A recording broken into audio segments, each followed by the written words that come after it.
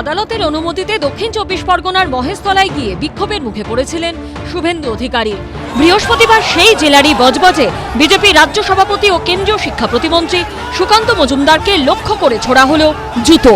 তাকে গালিগালাজের অভিযোগ উঠল তৃণমূলের বিরুদ্ধে। ये पूरा जो डेमोन्स्ट्रेशन है सब जिहादीज है, जिहादीज को लाया गया है ये सब काम के लिए। বাংলা নারীকে অপমান যে করছেন আমরা তীব্র প্রতিবাদ জানাই।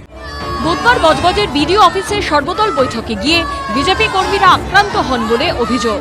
এরপরে বৃহস্পতিবার আক্রান্ত দলীয় কর্মীদের দেখতে বজবজের হালদার পাড়ায় আসেন সুকান্ত মজুমদার। তখনই 100 দিনের কাজের টাকার দাবিতে চলে বিক্ষোভ। অনেকেই 100 দিনের কাজের টাকা পায়নি, 3 বছর ধরে বকেয়া, তাই এই বিক্ষোভ। সুকান্ত মজুমদারকে ঘিরে তারা বিক্ষোভ দেখাচ্ছেন।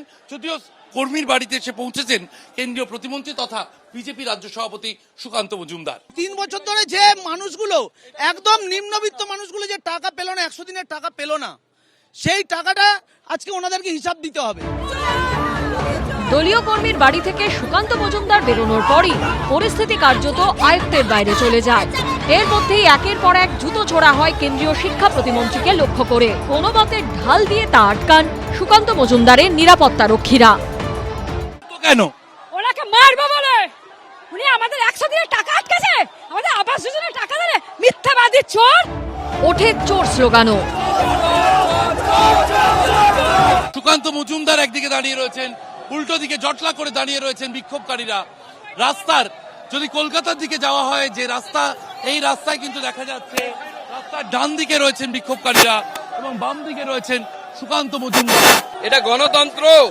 মমতা বন্দ্যোপাধ্যায়কে প্রশ্ন করতে চাই, এটাকে গণতন্ত্র বলে নাকি?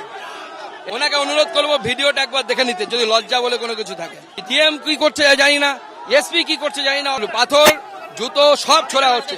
এটাই হচ্ছে গণতন্ত্র, অদ্ভুত গণতন্ত্র মমতা বন্দ্যোপাধ্যায় আমাদেরকে দিয়েছে। পুলিশ সুপার অবশ্য এ নিয়ে প্রশ্নের উত্তর এড়িয়ে গেছেন। সামগ্রিক পরিস্থিতি